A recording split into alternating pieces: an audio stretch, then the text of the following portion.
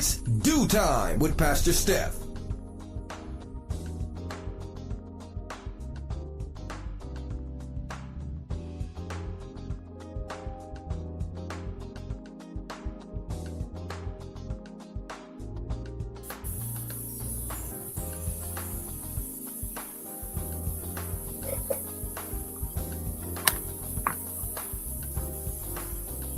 I don't know what happened.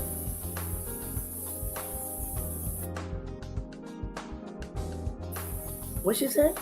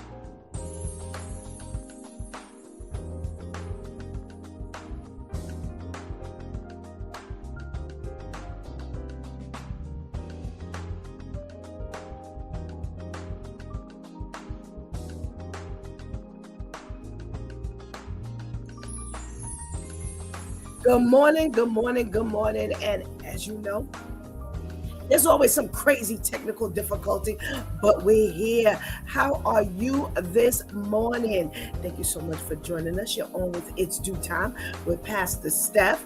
And where were you yesterday? We talked about, what?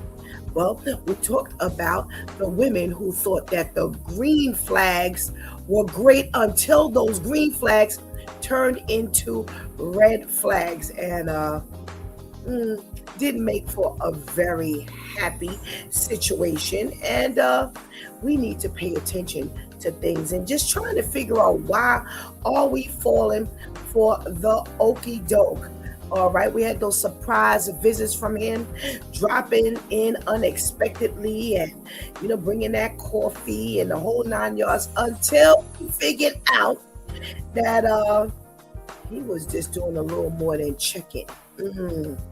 So here we thought that it was all beautiful. He's bringing me flowers. He's dropping by on my job, and nah, that wasn't really it. It was that he was doing a little spying because he really wanted to know what was really going on.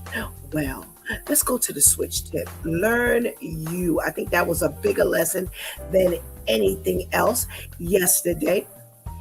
As Shantice gave the switch tip, very practical. You can't even begin to serve God properly until you learn who you are. Why? Because when God starts asking you to do things, you are going to be all twisted. You're going to be unhappy. You're not going to pay attention to anything He has to say. You're not going to be able to even do it properly. You're not even going to be able to do it properly until you learn who you are.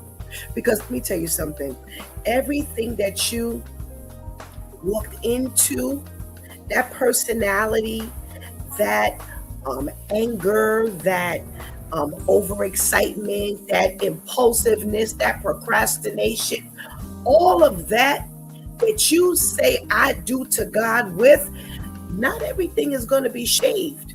Some stuff will be used to benefit the glory of God. So if you've got this aggressiveness, He may not take that aggressiveness away, but He will then teach you how to channel it to draw others to Him. Remember, Jesus told the disciples, come with me. I'll teach you to be fishers of men. They were fishermen.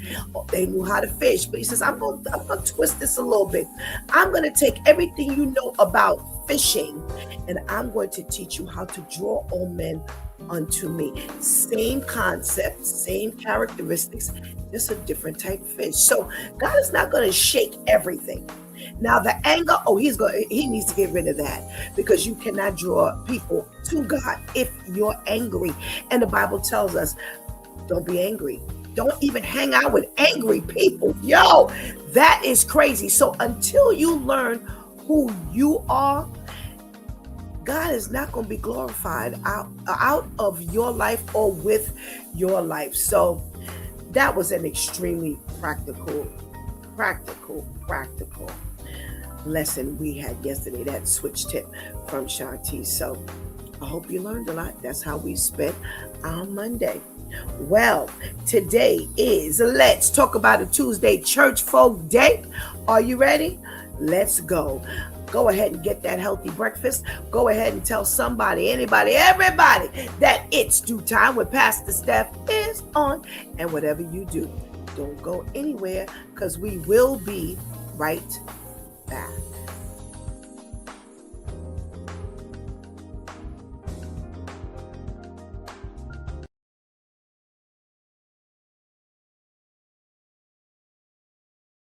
Are you shocked to learn the Kentucky Derby's first champions were black?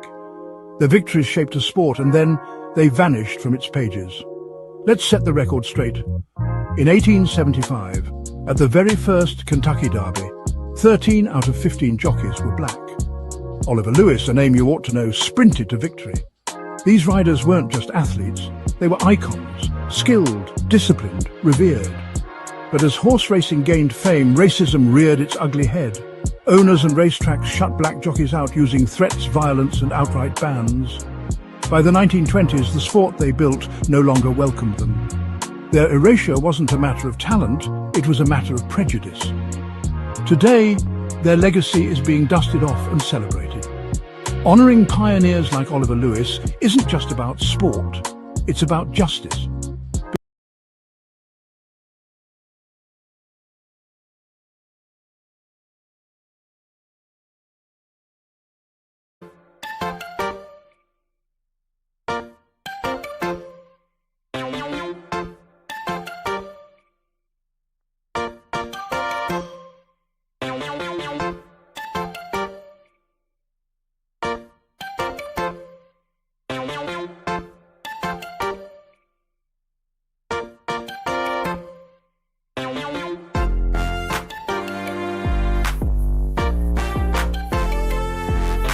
good morning, and good morning again. Welcome back to It's Due Time with Pastor Steph, and it's Let's Talk About It Tuesday, Church Folk Day.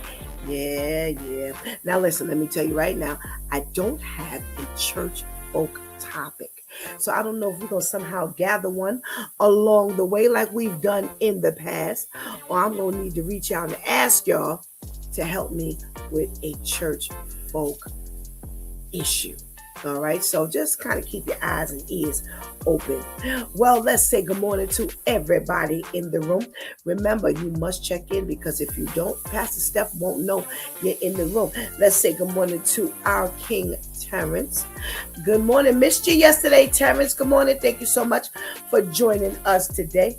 We got to check in from our girl, Ketty. Hey, Ketty. What's going on? Thank you so much for joining us. We got to check in from our boy, Serge. What's going on, Serge? Thank you so much for joining us. And we got our girl, Viv, in the room. Good morning. Thank you so much for joining us. And our lady, Tamika. What's going on, girl? Thank you so much for joining us and saying good morning. We must say good morning to the ladies that hold it down and make it happen each and every day. Let's say good morning to our girl, Shantice. Hey, Shantice. And let's say good morning to our girl, Anika. Good morning. Thank you so much for joining us and making it happen. Well, you know, each and every Tuesday morning, the first thing we do is we get our trivia on. And I kind of stumbled across an interesting article. They're talking about some clever tricks and tips and hacks for women who live alone. The things that they can do to help to keep them safe. All right. Now, if you got some little tidbits and things like that, make sure you throw them up in the chat room, because we want to know what the Due Time family does, women do, to help them feel safe. Well, one woman says wasp spray is legit. If you've ever gotten that on your skin, it numbs it right away. Imagine that in your eyes and up your nose. Oh, it also sprays more than 10 feet. And it's super cheap and extra lethal. I also have an actual old school shop bell on every door. It's not as annoying as it was back in the day, but it definitely helps to keep the people away. Ooh, I'm thinking about that wasp spray. Wow. Okay. Well, someone says if I'm a passenger in the car when I'm out running errands with somebody or something, I don't get in the car until they do. Okay. And I tell them not to leave their keys in the ignition when they're not in the driver's seat. Absolutely. I still like Sing from Miss Congeniality. Solar plexus in Steph nose groin. Okay. I've never had to use it, but I repeat it often because I think it's more doable for me. I can't imagine trying to gouge someone's eyes out, but I can see myself hitting each of these.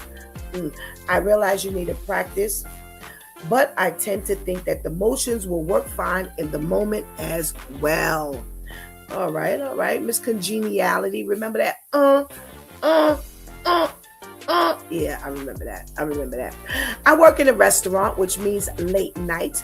So if I can't get a taxi, I told my wine opener, I hold my wine opener in my hands as a weapon just in case. Yeah, I heard wine opener, bottle openers. Sometimes they have that pointy piece on the end. It's not just to pop the bottles. It actually has that triangle looking thing. Keep it between your fingers. Your keys, keep those between your fingers. And anybody start acting up, just get it going. All right. Poke the eyes out. Listen, you don't need no eyes if you're trying to hurt me. Go away. I have mirrors set up so that I can see the kitchen from the living room and the front door from the couch. Okay, that's interesting. Well, if you look in the back of this picture here, there's a lot of glass.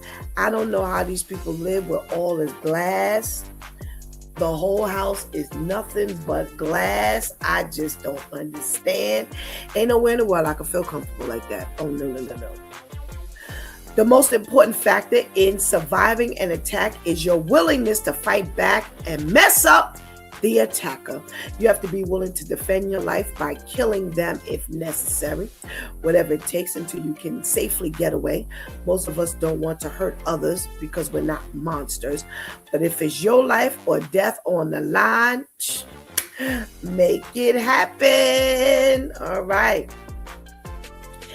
If you have them, always keep your storm doors locked.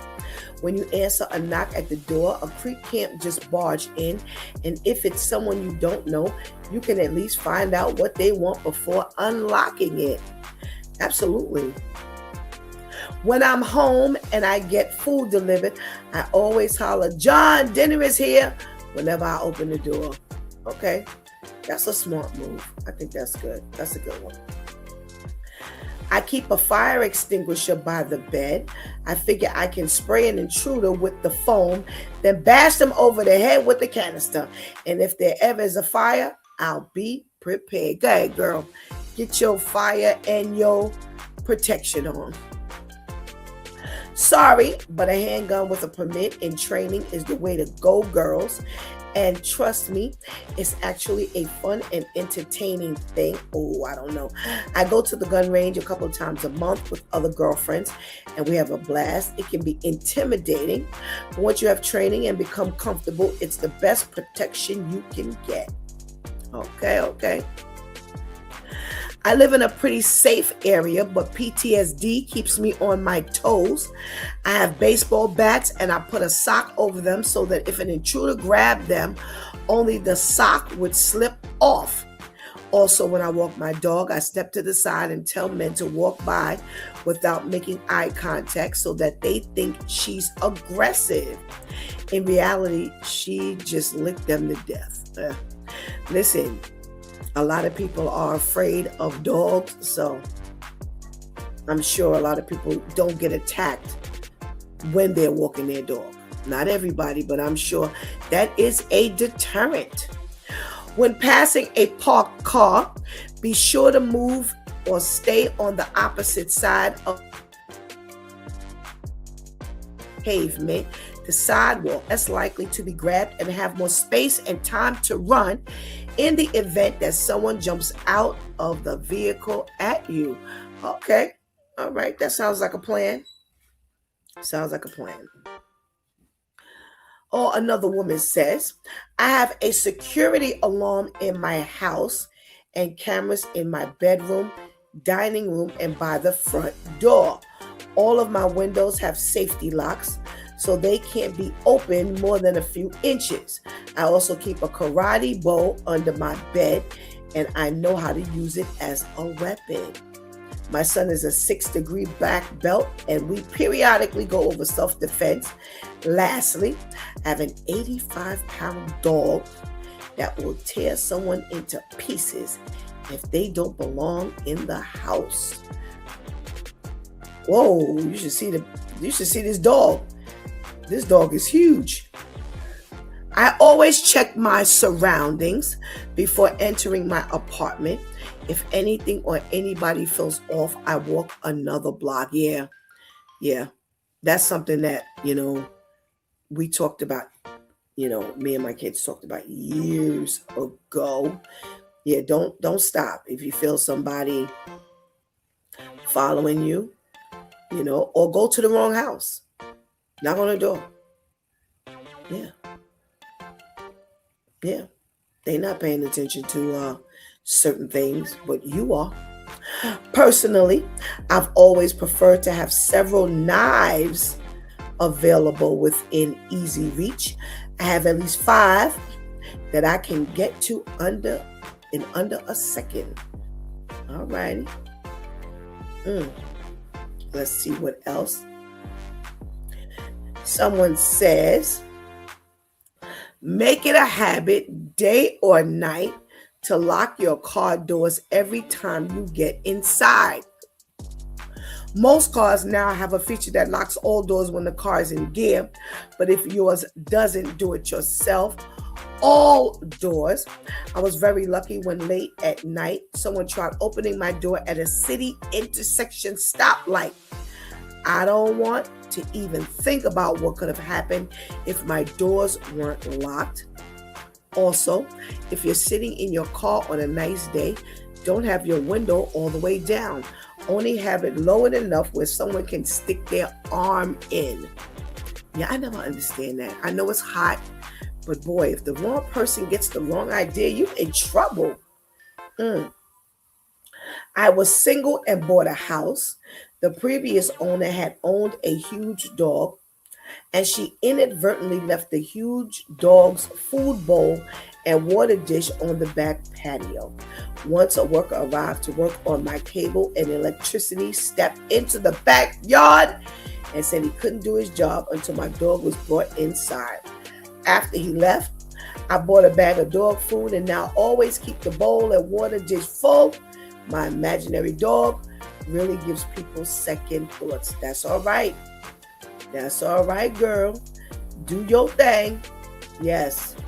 Whenever I'm away from home for an extended period of time, I always leave a $10 bill in plain sight by the door.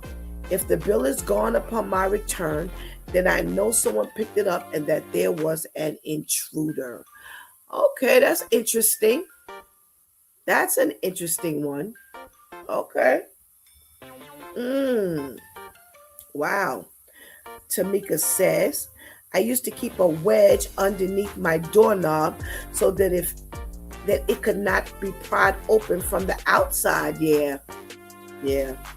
Remember people used to put chairs underneath the doors and all of that kind of stuff? Yeah, but listen, always protect yourself. Always be very careful. Always be alert. Always look around. Look, put your spidey senses on, ladies. You know, when you're getting into these Ubers and Lyfts, these ride shares, you know, make sure that you're on alert. I just saw something on Instagram yesterday where they said, do not take water from your rideshare driver because they put stuff in the water. I tell you, remember during COVID, that was a big thing. You know, they would be nice and give you water and stuff like that. They say don't take it. Terrence says, yeah, happy my car locks itself. Okay. And he says that $10 thing sounds great, but only if you live alone. Absolutely, Terrence, because that means somebody else could have picked it up who actually lives in the house. So she said she bought a house and that's the way she does it when she goes away for an extended amount of time. So yeah, listen, do what you need to do to make sure you are safe. All righty. All right. Let's see what's going on here in Storyland. You know how we do. We got to get to our news. All right, let's see what we're talking about today. All right. Wow. So, we always got these women fighting over these men. And I can't get it. I cannot understand this concept of I'm going to fight over a man. Because half the time it's somebody else. You two are fighting and it's a third one sitting on the side, sometimes even a fourth one sitting on the side. Well, let's see where this takes place. Out in Wisconsin. So, there's a young woman, Gianna Lacey, who was hospitalized after an assault outside her job at an assisted living facility. So she's a pregnant mother of 2, and she had just completed her 3rd shift when she went outside to her car and she was ambushed by two hooded figures, and they just started swinging a bat at her, stomping them with their feet. Now she's 6 months pregnant. Okay. And so we know that they definitely want to do some damage. So thank God there's a surveillance video in the area, and it captures from the moment the bat started hitting her. So you could tell one of them was a man and the other was a woman. And she was screaming for help, but it didn't seem like anybody could actually hear her. Now, one of the good things about it is an assisted living facility, so they probably got all kinds of surveillance cameras all around that place. And she said that she didn't know it was a man at first, but she could definitely tell it was a woman. And she recognized this woman from being a stalker. Now, the stalking woman was linked to her relationship with this guy. Oh, Lord.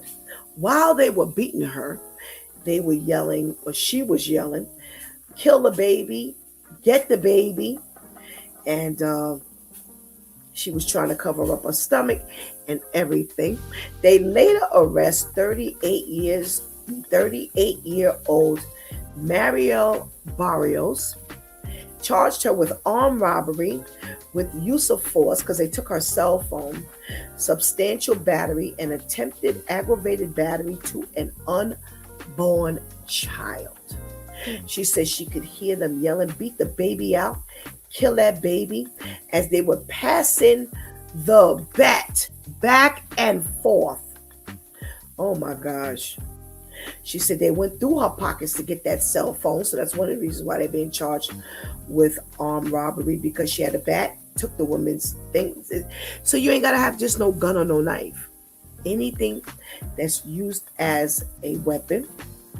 So somehow or another, they ended up running off, and she was taken to the hospital where they saw all kinds of bruising and things like that. And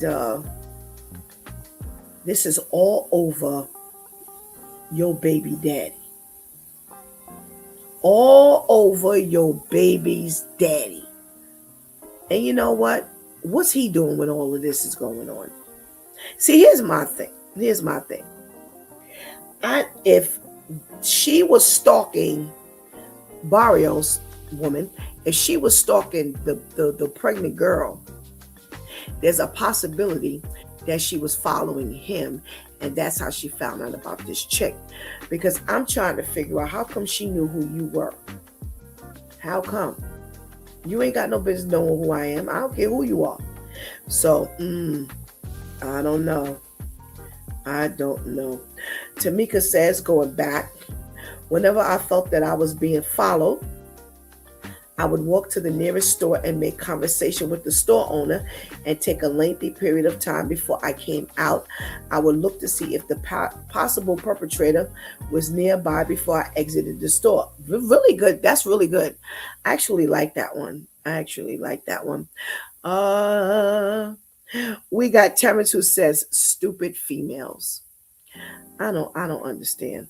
I don't understand at all why you feel like you need to fight over some man who ain't paying you no mind at all. He ain't paying you no mind. And when you're fighting and you laid up in the hospital and you in jail, what's happening? I don't know, y'all. Oh, let's see what else is going on in this news. Let's talk about it Tuesday. Let's talk about these stupid girls who are out here fighting over these men. He don't want you. God, he don't want you. All right, what else do we have going on? Oh, brother. My iPad is all slow today.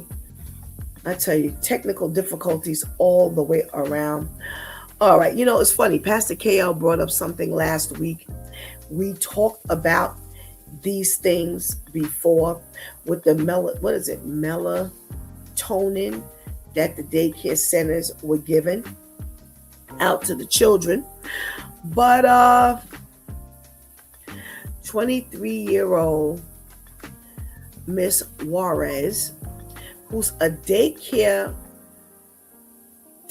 teacher out in Illinois, they are now locking her up because the parents started complaining that the children were coming home sick. They had diarrhea, they were throwing up, and after they did some research, come to find out that she was giving them candy.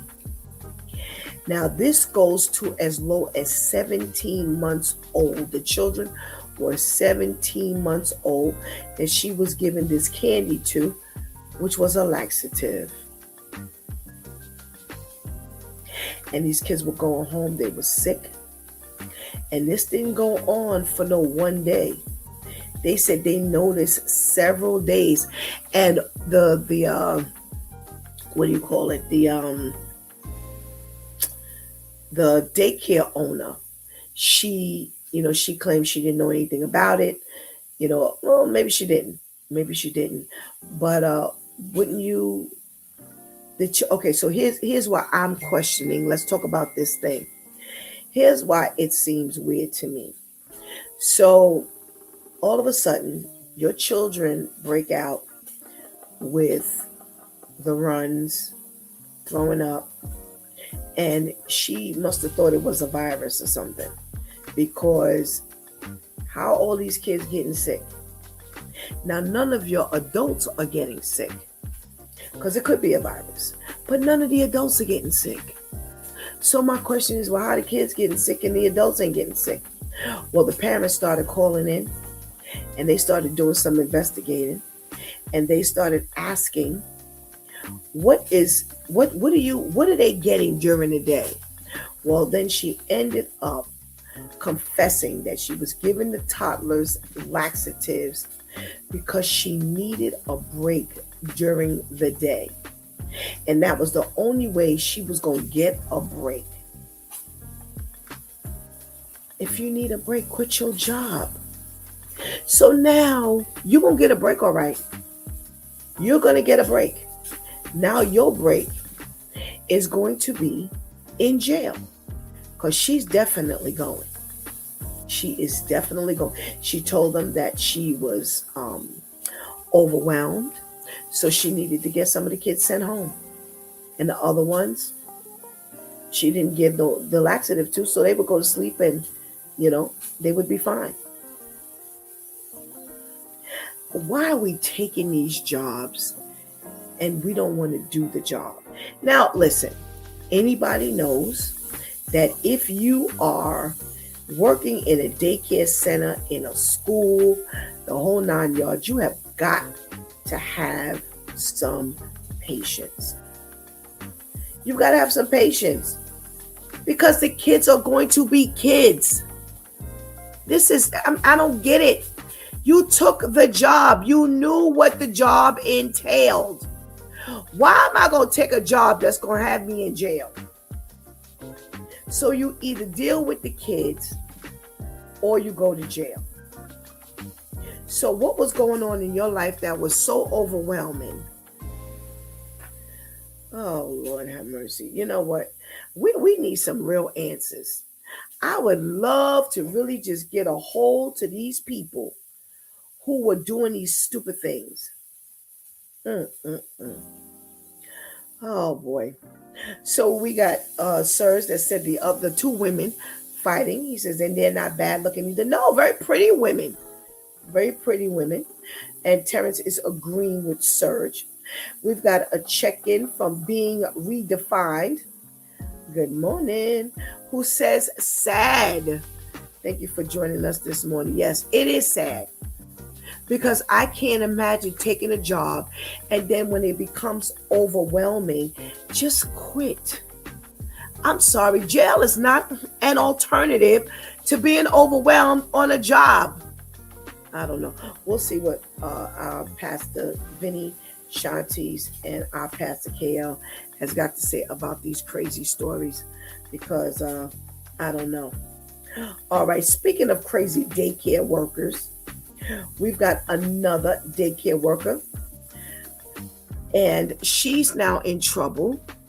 She lost her job, and so did the two people who work with her. Shanti, show that video, please.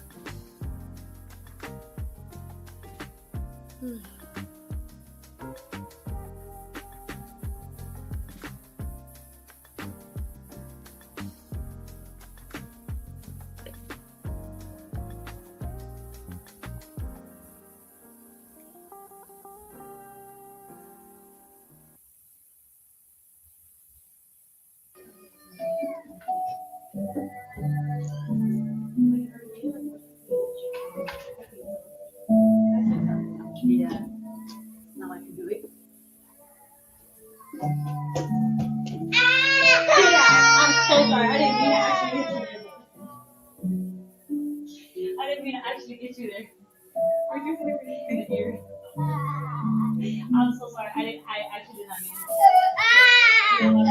to. I've been knowing these people for 3 years. I really thought my baby was safe with you. The child's mom, Michelle Jones, and aunt were disgusted after seeing the footage just this week, more than 2 weeks after the incident. How do you have a business and you don't review the Until footage? the parent said something. Why do we have to wait for my niece to come and tell us, hey, my teacher hit me in the ear with a shoe? Beautiful had told her mom about the abuse the evening it happened. Her mother confronted the director of the state licensed childcare facility shortly after, but says they were slow to respond. The following day, she said that she went to the girl and she said, give me your story because I'm going to review the cameras. The girl's story was she was throwing shoes in another room that weren't supposed to be there, and Beautiful accidentally got hit in the ear with a shoe. We went straight to the daycare to get answers. Are you the director, ma'am? My school, what we stand for, it's not child abuse. We don't hire child abusers. The center's director, Danielle Williams, says after gathering the initial complaint from the parent, she went ahead and terminated Miss Emily, the teacher who threw the shoe at Beautiful. She suspended the other two adults in the room after they failed to report the issue. But after reviewing the footage, they have since been fired as well. She says all the teachers go through a thorough background check. Caregiver background check, FBI index, everything, and then the training that goes along with it. I wouldn't wish this on anybody's child, and we don't stand for it. We don't agree with it. But Beautiful's mom says an apology is not enough and is concerned this may not have been an isolated incident. Like anybody else who laughs at child abuse. Oh my goodness. So, as you saw, the baby crawled off of her little mat. And that's when the teacher threw the shoe. Now, here's the thing. You targeted this kid. Now, did the daycare owner have the video camera running and you didn't know the video camera was running, you dope, and you threw the shoe at the kid? You literally took it through, and then as soon as you threw it, then you get up and you try to gaslight the kid into believing that it wasn't targeted, that wasn't meant. Oh, I'm so sorry, I didn't mean to do that. Then what did you mean to do? Well, they said that the other two, in the article, they said that the other two teachers were laughing. And whether they were laughing or not, like the director said, they didn't report it. So you actually sat and watched another teacher throw a shoe directly at the child, and you said nothing. You need to be fired, because then where are the checks and balances? Where are the checks and balances? And that's why they can't believe that this is not an isolated incident, because ain't nowhere in the world This is going on in the class and ain't nobody saying nothing. Well, the thrower, of course, is not going to say anything, but you got 2 other teachers sitting in this class and no one says anything. No, you just as bad as she is. Everybody needs to lose their job. They really do. They really do. And you know what? It's so sad because you have to work. You can't take the kids on a job with you. So here. So when I come to your daycare center, you give me comfort in telling me, or you comfort me by telling me, oh, don't worry, we got cameras. Okay, so cameras are great. But unfortunately, cameras only catch what happens at that time and can tell the story later. So it's not like somebody sitting watching this feed. This is not live feed. So the little girl goes home and she tells her mother that the woman threw the shoe, and when they were asking for the footage or for her to look at the footage, she took her time. So see, now you suspect. You suspect. I tell you. Terrence says, it's a lot of teachers nowadays doing dumb things. Why? They're making the other teachers look bad now. Absolutely. Because now everybody's sus.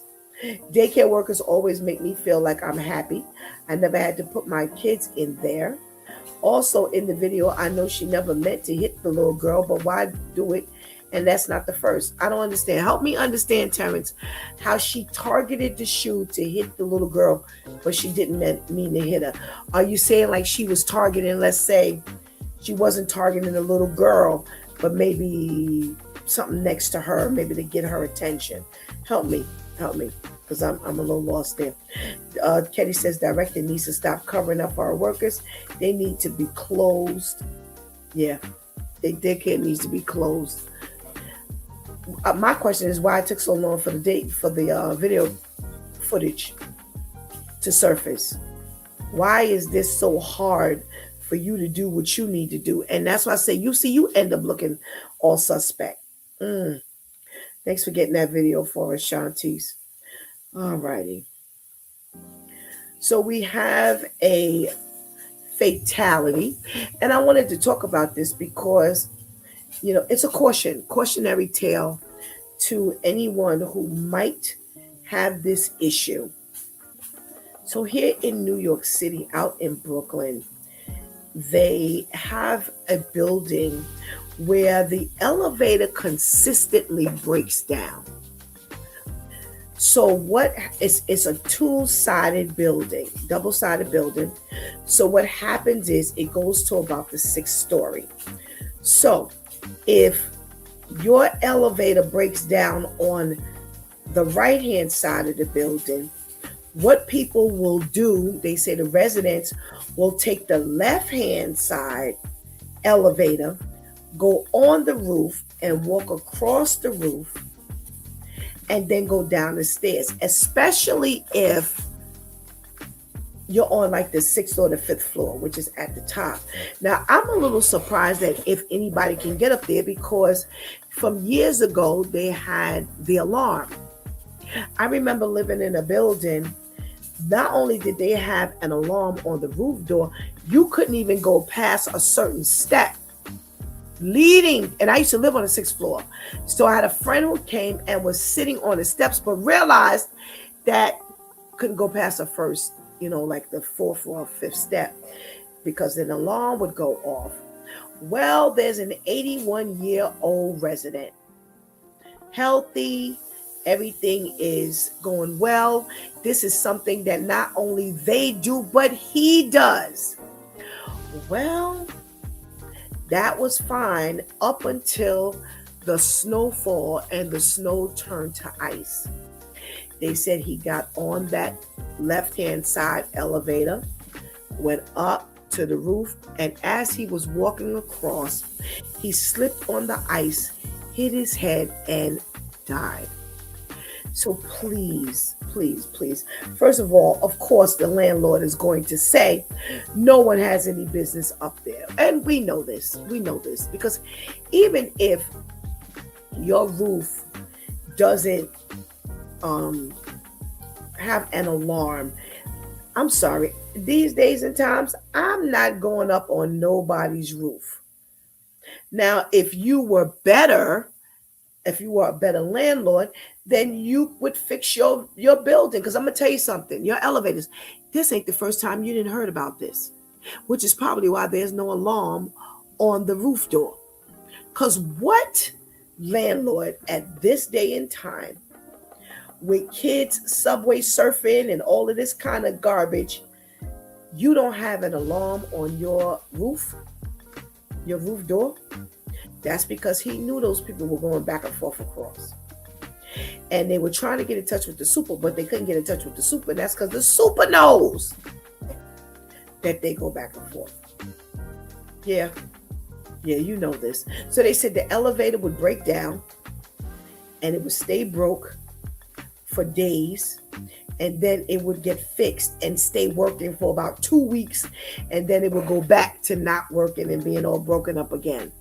And this is why it was such a habit for them to do this. Well, now until it costs someone your life. Now, here's the thing. He's going to have a hard time. Mr. Lynn's going to have a hard time getting out of this now. Because, yeah, he could make the argument that nobody belongs up there. But it's going to come out that he knows. It's going to come out that he knows that people were going back and forth. Oh, it's going to come out. This ain't going to stay no secret. All righty. Terrence says, she was throwing it to make her move from over there. She threw it for the attention, yes, but ended up hitting. But why throw it in the first place? Okay, so you did think I was right. Yeah. Why throw the shoe? If it were, what if the shoe hit her and hurt her? What if it left her a bruise or something? Come on, you gotta have better control than that. I thought it was by law, they have to have an alarm on buildings like that. I'm sure it is, Terrence. I'm sure it is. That's what I'm saying to you. When I tell you this alarm was on the roof back when I was living in this building in 1989. 1989. This is how long they've been putting alarms on roofs and steps. Ain't nowhere in the world you're gonna tell me you ain't got that this is not a law for you to have an alarm on your roof door. That's why I say he's gonna be messed up. He's gonna get the lawsuit because no, the man didn't belong up there. But why didn't you use it as a deterrent? Why didn't you fix them elevators? That's the way I told you that the elevator would work and then not. That's the way it was. That's the way the tenant said. They were very accustomed. It was the tenant who told how they would go up on one side on the elevator because they didn't mind walking down on the other side. Come on, when you know your people are having to do all of this, you already messed up.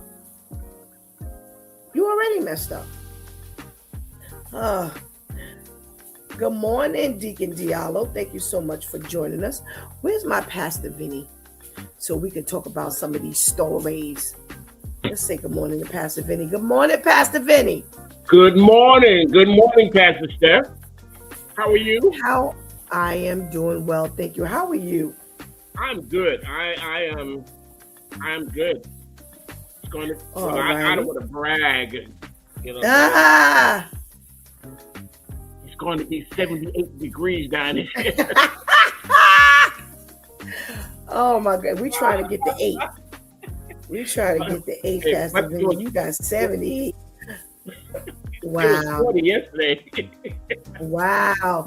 Good for you, which is why y'all moved down to Florida from New York. Ma'am. Oh my goodness. So yes, shout out to you who's in 80-degree weather. All right. Please give Pastor Brenda our love. Let her know we're thinking about her. I will. Please pray for her. She her sinuses are, started acting up again. Oh, and okay. She has a 30-minute drive in the morning. So okay. Yeah. So All I right. kiss her We'll as she keep her goes lifted. out the door. Hi, baby. Ah! Oh my goodness gracious! You said Bad husband, bad husband. Oh my goodness. Well, we give her our love and tell her we're keeping her lifted in prayer. All right, Pastor Vinny, what's going on with these women who fighting over these men? I don't understand. So now, this man that you're with has gotten another woman pregnant. So now you and your peoples go and jump her with a bat, yelling, "Kill the baby, get the baby out of her, knock the baby out of her." And now they're going to be knocking you up in jail. What is going on? Beat the baby out, kill that baby. Some of the stuff she was yelling as she was hitting this woman with a baseball bat. Well, thank God she's 6 months pregnant, but she is okay. Thank God. But she said that they were stomping her with their foot, and they said that they saw like a mark of a boot on her body. Is it worth it from an older man's perspective? Is it worth it? Of course not. There's nothing in the rule book that says this is okay. My problem is, where's the dude? Right. He knows there's war going on. But how about correcting, the situation? He is right in the midst of all of this, but there's no picture of him. Come on, show the whole story. It's not just two. I mean, like Terrence said, two pretty decent looking women. They got something going for themselves, or could have something going for themselves, without getting involved in this trivial nonsense. Go find your own man. You could. It's ridiculous. It's ridiculous. I mean, it's like I said. Where is the man in all of this stuff? He's always missing, Pastor Vinny. Always. And that's wrong. That's wrong. Look, let's be honest. If this thing never should have happened, and if they didn't get caught, it probably would still be going on. Absolutely. If because she said she was being stalked by this woman. That's how she recognized her. Yeah. No, it's sad. It's really sad that you can't even live your life, without all of these things going on. This pregnant woman is minding her business. She's minding her business. She's living her best life. Look, I'm gonna have a baby soon. Me and my man or whatever. But part of this, again, they weren't married, right? No. So there you go, another story, putting the cart before the horse. Yeah. One way you inherit these problems. And I'm glad you said that. We got to check in from Miss Herlima. Good morning. Thank you for joining us, Miss Herlima. Pastor Vinny, let's see what your girl Shantice has got to say about this, because I'm sure she got a mouthful. Get him, Shantice. Get him. Good morning. Good morning. How are you? I'm fine, thank you. How are you, Pastor? I'm all right, thank you. Great. So here's my concept. My concept is you're with this guy who's got this. I don't even know if this is an ex-chick, because they haven't said so in the article. They didn't They were simultaneously seeing this guy, whether this was an old girlfriend stalking the new baby girlfriend, baby mama, whoever. But this is her third child. She's pregnant with her third child. Wow. And this is what she's experiencing. I would say somewhere along the line, he was messy. And this is how we got here. I don't know. You tell me what you think. Unfortunately, this sounds like a story we're familiar with someone we know in real life who just got sentenced to life in prison at 31 years old because she went to go attack a female who was dealing with the guy she was dealing with. And come to find out, she had been stalking the girl on Instagram and flew to go approach her and ended up killing her. And it flew back to where she lived and got arrested in the state that she lived in. All because your plan was to go and approach, quote unquote, approach someone. Now, already you're not too much of a winner, because if this girl is familiar with you and you and some other people, or you and one other person go to attack her and you're talking, man, is it really that shocking that she recognized your voice? You know, the guy, very messy, because again, just like in the scenario that I just explained of the real life situation that I know the young lady, my question was, how does she know about the other one? You're the common denominator. Right. How does she know about the other woman? Whether it was all I did was say her name, or all I did, unless she really took her due diligence to really stalk you, in order to find out who she is, or who she was. But with, like Pastor Vinny asked, with you not being anywhere in sight in this article shows that you were messy, because if you weren't, your integrity would have helped you step up and be like, I don't know what's going on. I ain't have nothing to do with this, or I'm at the side of my pregnant girlfriend, or I ain't dealing with either one of them anymore. But just to make sure everyone knows, meaning the people who it matters to, that I ain't got nothing to do with this. Right, you're neutral. Right, you ain't nowhere. And more than likely, you are now wreaking havoc with two other females. Because this is what they do. They don't care what damage they leave behind. Their thing is, I done moved on. And it's sickening, it's disgusting. And unfortunately, the woman who decided to attack, you just all unhinged. And now you going to address something that is not going to be fixed. And unfortunately, the woman who's pregnant, unfortunately, this is what happens when you open yourself up in any way to that degree to someone who has not really most likely shown you any real commitment. And now you're dealing with their baggage. So wait, so now as you're talking, Shantice, I'm thinking about what I read when Pastor Vinny was talking. As you're attacking her, you're yelling, kill that baby. Get that baby out of her. You really, there's that much hatred in you to go through all of this, go to this length. Let's see what Pastor KL has got to say. Because who was the winner that was with you to go do this? Right, a man at that. Good morning, Pastor KL. Good morning. How's everybody doing? Good. All right, thanks. How are you? Morning, my brother. I'm doing well, thank you. Good. All righty.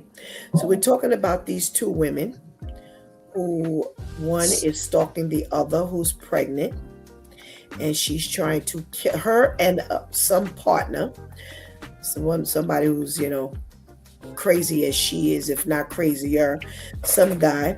They're stomping her, hitting her with a bat, and yelling, "Kill that baby!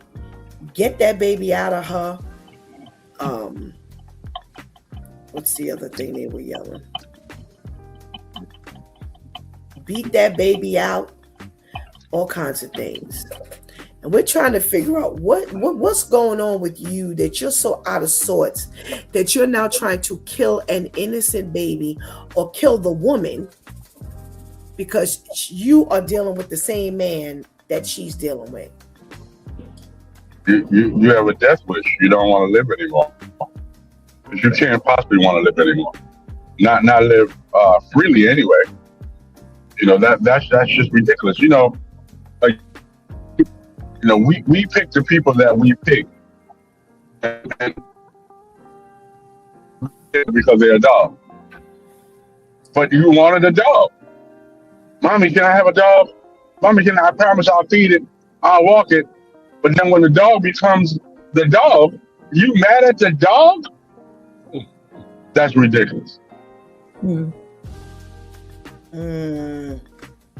Wow.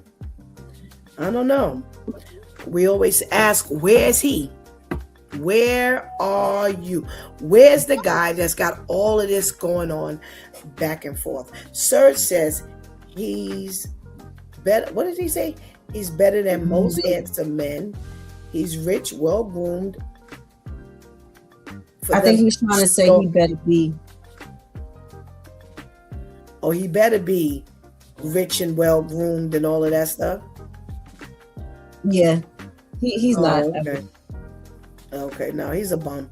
Can I tell y'all something? I came to find out, look at the mug pictures. There's going to be men who's going to bail them out to be with them.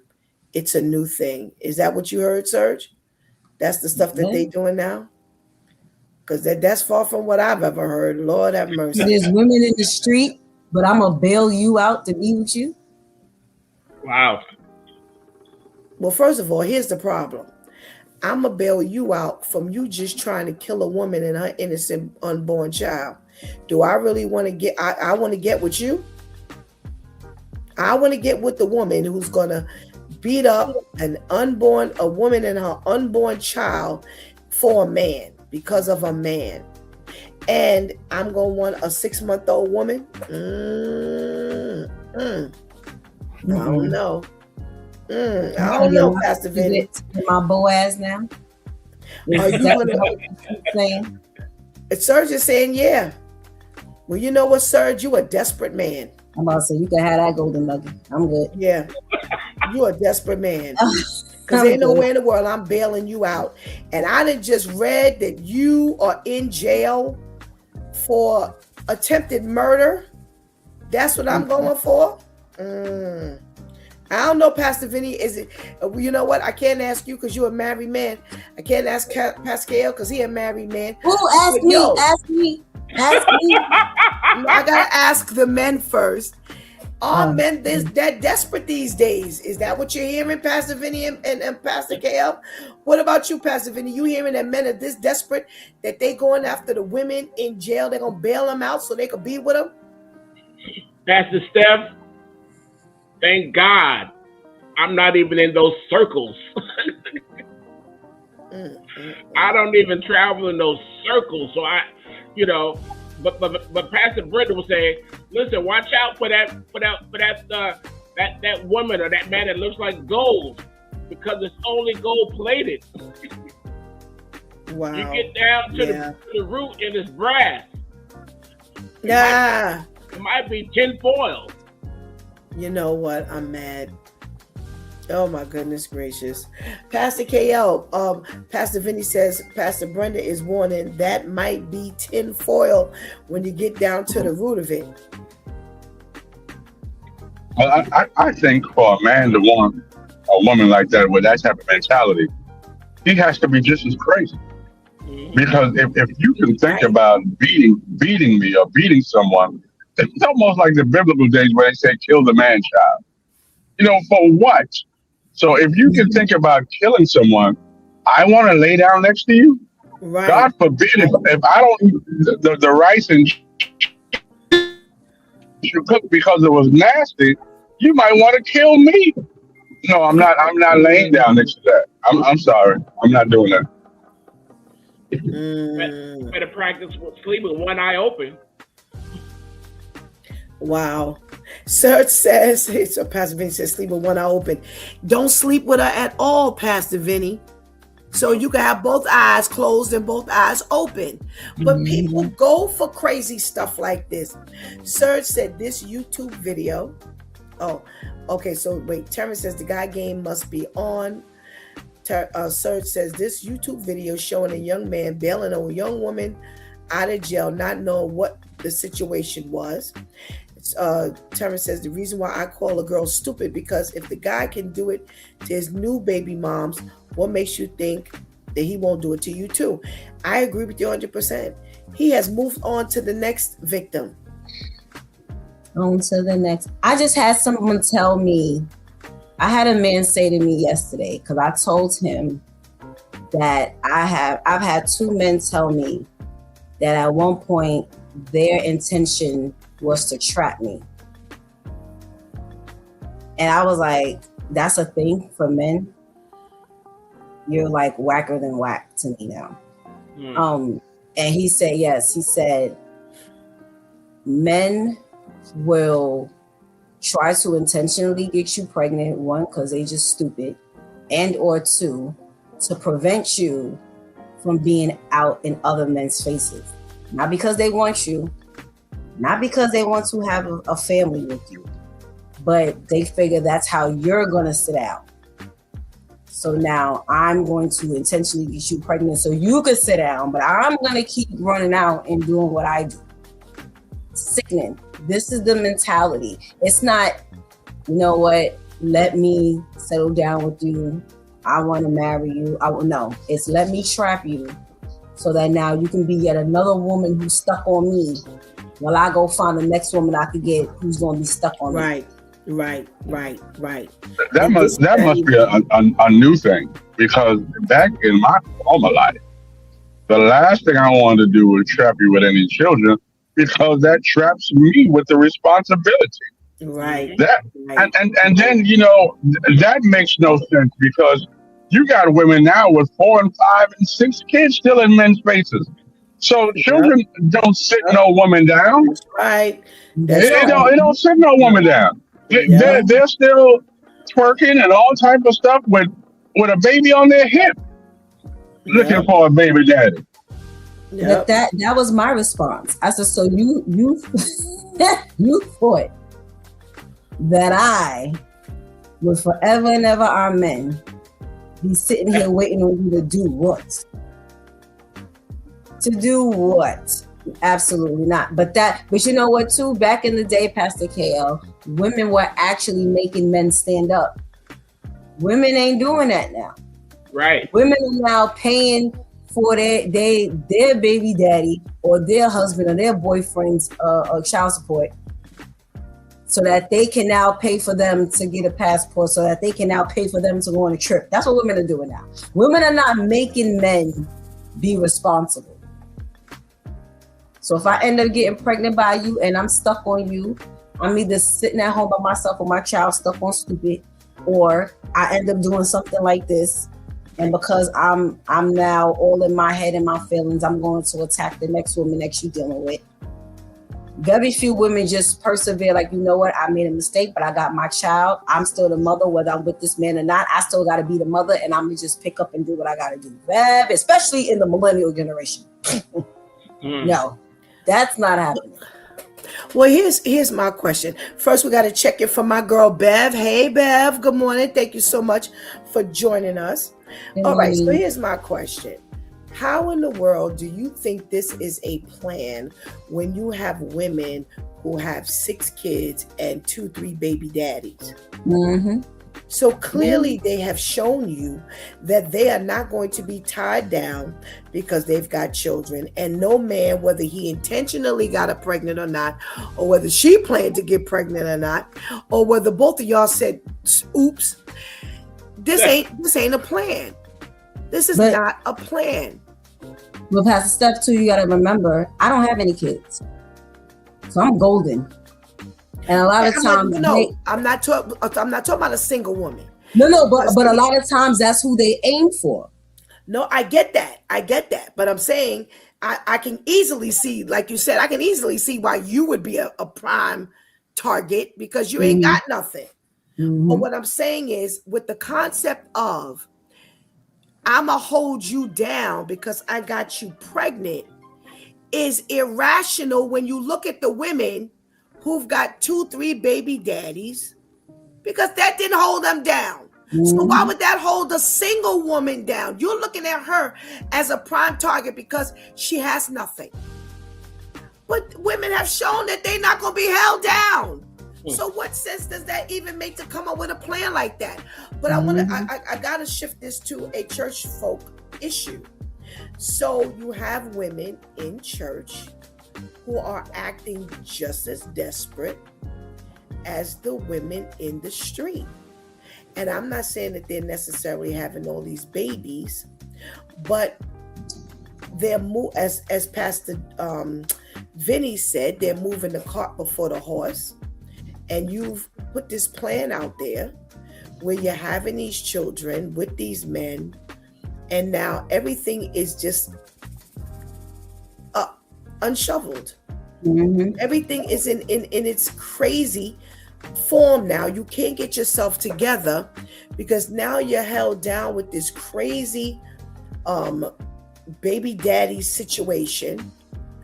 And why don't we have better sense than the average person in the street? And I'll start with you, Pastor Vinny, because you were the one who said, the whole thing about, putting the cart before the horse. You're absolutely right. When we start off wrong, when we don't do it the way God says, there's a reason why God gave a plan. Yeah, I mean, I've counseled dozens and dozens of young ladies, of brothers trying to get their head right. You know what somebody told me? They said, well, we don't want to do something as serious as getting married, but we'll have a baby. Oh my goodness gracious! Oh my goodness! This is the thought process.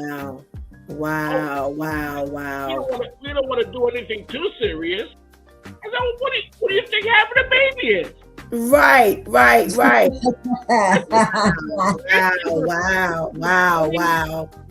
is a 20-year commitment. And that's only if you find a decent young man. And only if it's a decent young man, you're better off. You might find a decent man in the church. At least he got 1 foot. He might have 1 foot on the banana peel, but at least he got 1 foot in the house of God. Wow. We don't want to do anything too serious, Pastor Vinny. I'm like, wow. I don't know how we got so twisted. Wow. I mean, it is really twisted out there. And like Shanti said, they're not going to hold you down, But now you have this new component in your life of this, because he got to be crazy. He got to be crazy if he's still, he's still gonna knock on your door and say, "Hey, I'm here. Oh, you come to see the baby? Oh yeah, I can see the baby while I see you."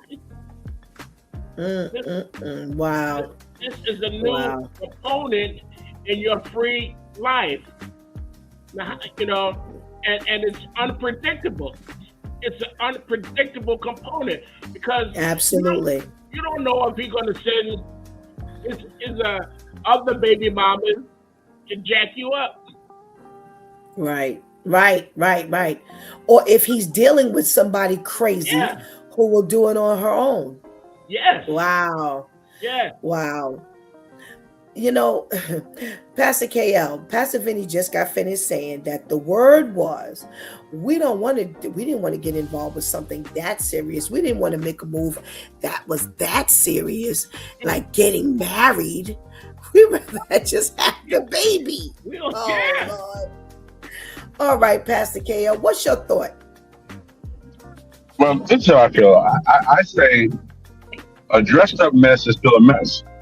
The problem with the young ladies out of the church, they've been hurt so much by messes in the street that they was able to identify them being a mess.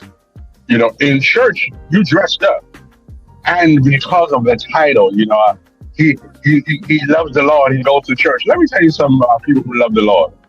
When I get caught and I go to jail, and I go to jail, I love the Lord for that moment because there's something that I need. Hmm. I'm emphatically in love with Jesus if he can get me out of this situation. And we deal with people because they quote unquote love the Lord and they're in church. They got to be a good man. But again, a dressed up mess is still a mess. And people won't see it for what it is. They see it for where it is.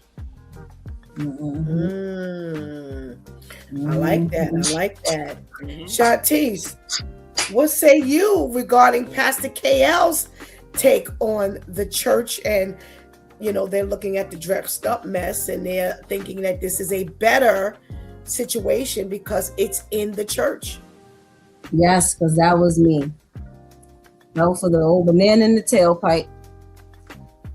You finally come to church, and I'm like, oh my gosh, he's here. Yay. Break out the baptism pool. And they just as dumb as I don't know what. Because it has everything to do with Pastor KO just said. Not because you don't have the potential, but this is why I'm done with the potential. Because if you're not willing to step up to where God is showing you he needs to get you, you're gonna stay that dressed up mess. You're gonna stay that one who periodically goes to church and you only go when you feel like you need God to get you up out of something, and you'll learn to talk the talk and walk the walk for that time. And then when it comes time for you to really stand up and really show that you really in that walk, you ain't there. You ain't there. Now, whatever woman was googly-eyed over you, whatever, she done got her hopes all up because she's figuring, because you're coming to church, that means that you want to take this serious. Unfortunately, that is not what that means. It ain't no different than someone walking in the corner store to see what kind of chips they got. Unfortunately, that's where it is now. Let me just walk up in here and see what God got up in here real quick. This may be my last week back. I may not be coming back. Maybe I might next week if I ain't got nothing to do. But there's like no commitment at all. Nobody's willing to make a commitment. So now you getting all crazy and open because it's like, that's what that means. Unfortunately, that's not what that means. Yeah. I want to read this comment, and then I have a question for the three of you since you've said what you've said. Terrence says that's why some women never have a good man, because they're searching for a good man, and when that good man was already in front of their face, they never took the time to look at him. Where they at? Okay. Okay. My question to you three, so we know that a dressed up mess is still a mess, as Pastor KL said. What are some of the signs? How can we advise these ladies that just because he's in the church does not mean that he is the one? And what's a sign? What's a sign that he's just not the one, even though he's in the church? Pastor Vinny. Well, they say that a broken clock is right 2 times a day. Yes. Even yes. a broken clock is right 2 times a day. You know, even the greatest actors, and that's what a lot of these guys are, and ladies, they're playing a part, they're playing a role, but even they have to come off the stage sometime. They have to come off the stage sometime, and when they do, you're gonna see the real whatever they're supposed to be. Okay. If we're living a life, it's gonna be a consistent life. It's not going to be high drama, because they're easy to tell today because they're the ones that are surrounded by all of this. I almost want to say paparazzi, all of this. Always something going on, always in the midst of a problem. And that's how you see them. They don't hide. They don't hide. If you hide, you can't. Shantice, if you hide, how much of an influencer can you be? Right. Right. I like that. I like that, Pastor Vinny. Right. I'm coming back. So think of another one, Pastor Vinny. Pastor KL, what's a sign that just because he's dressed up doesn't mean that he's not a mess? What's the sign that you could tell he's really a mess? First of all, you got to see him past Sunday. See him in his whole aura. Watch how he treats his mother or his sister. These are signs. If he don't care how he talks to his mother, he is not going to care how he talks about you. And a lot of times, how they treat their family can depict whether he's going to be a good man for you. And I just wanted to comment on Terrence when he says these women are searching, for these men. Well, right there, they're out of order. Because you don't search for a man. He that findeth a wife, findeth a good thing. The problem with that is that when you search, you look carnally. You look at the outside. You look like, oh my God, he's sexy, he's this. But when he finds you, he finds the good thing. You don't find a good thing. You find a mess. No, you just find a thing. You just find a thing. All right. I like this stuff. Good tidbits. Shantice, what is a sign that just because he's in the church, he's not the right one? Because there are still women who think that just because he's in the church, it's better to have somebody in the church. That there's a chance, but still we need to be cautious. If he's in the church, but he still don't want to hear the word of God.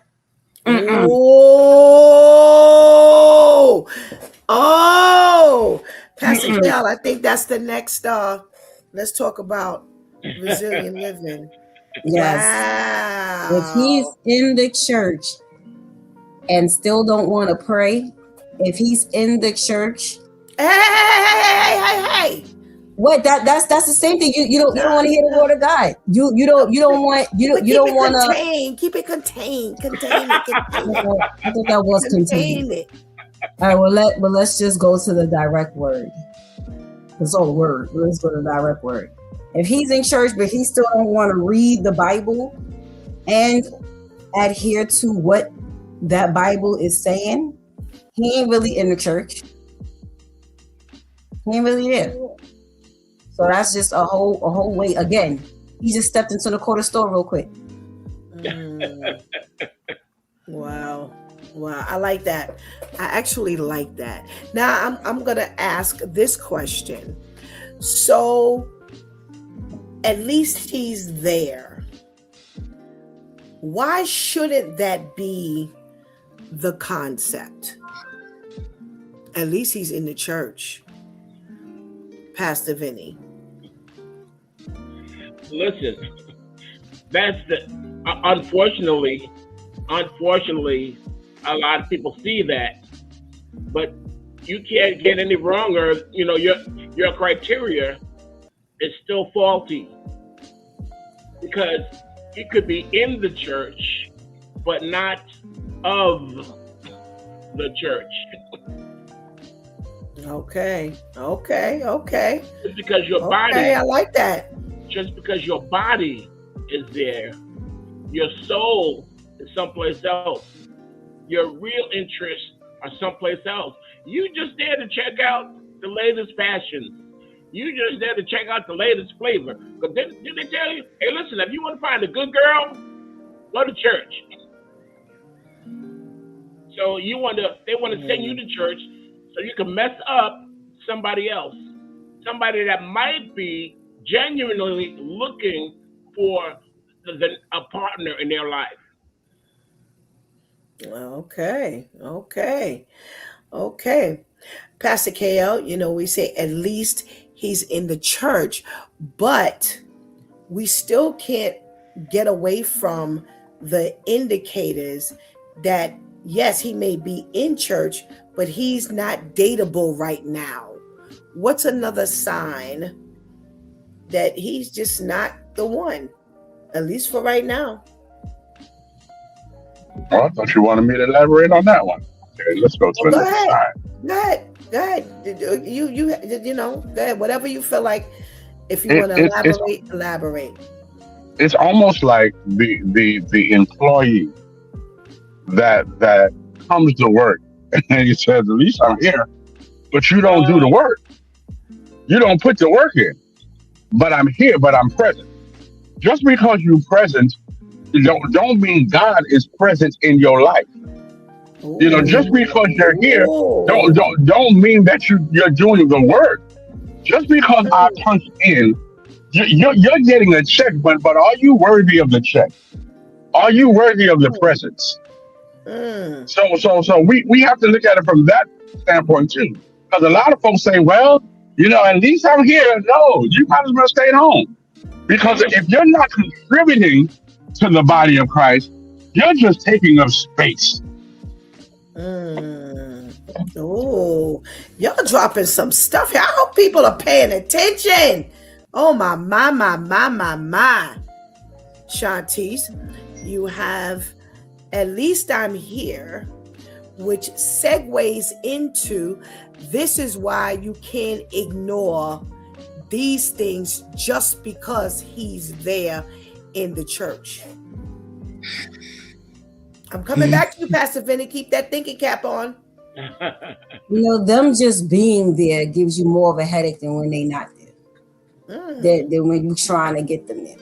A lot of times women feel like, oh, it's just so stressful because I've been ministering to him and I've been trying to tell him, like, convince him why he should be there. If he comes, you'll find yourself being like the teacher that took the shoe off and threw it at the kid. You'll be doing that during service. You'll be doing that during service. Oh my goodness gracious. Hence, you might as well stay on the outside. If you making me get violent up in here. Okay? Because when his body is just there, but he's not present, oh, the hell you go through. Because they are so unhappy about being there that not only do they pay, but you pay. You might as well just go to hell. You just sitting in here is going to make me send myself to hell. You might as well go to hell on the outside.